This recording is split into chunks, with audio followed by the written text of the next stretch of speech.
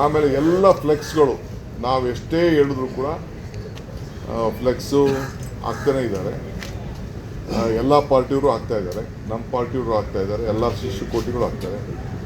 ಯಾರ್ಯಾರ ಹೆಸರು ಅಲ್ಲಿ ಕೆಳಗಡೆ ಇರ್ತದೆ ಅವ್ರಿಗೆ 50ರಿಂದ 1 ಲಕ್ಷ ರೂಪಾಯಿವರೆಗೂ ಒಂದೊಂದು ಫ್ಲೆಕ್ಸ್ಗೆ ಫೈನ್ ಹಾಕಬೇಕು ಅಂತ ನಾವು ಹೇಳಿದ್ದೇವೆ.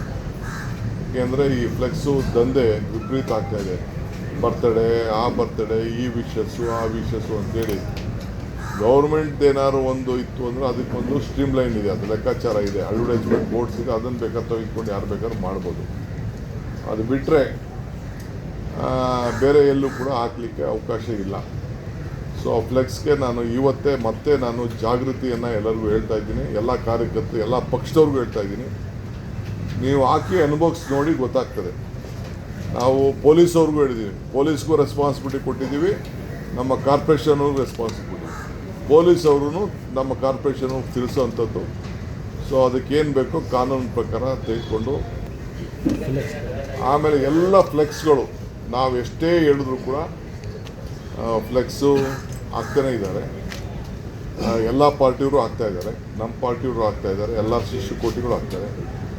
ಯಾರ್ಯಾರ ಹೆಸರು ಅಲ್ಲಿ ಕೆಳಗಡೆ ಇರ್ತದೆ ಅವ್ರಿಗೆ 50ರಿಂದ 1 ಲಕ್ಷ ರೂಪಾಯಿವರೆಗೂ ಒಂದೊಂದು ಫ್ಲೆಕ್ಸ್ಗೆ ಫೈನ್ ಹಾಕಬೇಕು ಅಂತ ನಾವು ಹೇಳಿದ್ದೇವೆ.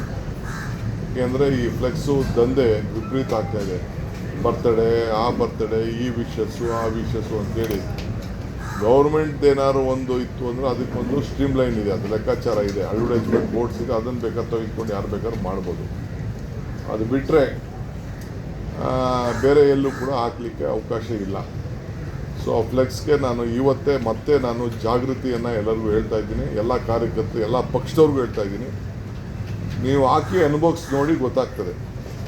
ನಾವು ಪೊಲೀಸವ್ರಿಗೂ ಹೇಳಿದ್ದೀವಿ, ಪೊಲೀಸ್ಗೂ ರೆಸ್ಪಾನ್ಸಿಬಿಲಿಟಿ ಕೊಟ್ಟಿದ್ದೀವಿ, ನಮ್ಮ ಕಾರ್ಪೊರೇಷನ್ಗೂ ರೆಸ್ಪಾನ್ಸಿಬಿಲಿಟಿ. ಪೊಲೀಸವ್ರೂ ನಮ್ಮ ಕಾರ್ಪೊರೇಷನ್ಗೆ ತಿಳಿಸೋವಂಥದ್ದು. ಸೊ ಅದಕ್ಕೇನು ಬೇಕೋ ಕಾನೂನು ಪ್ರಕಾರ ತೆಗೆದುಕೊಂಡು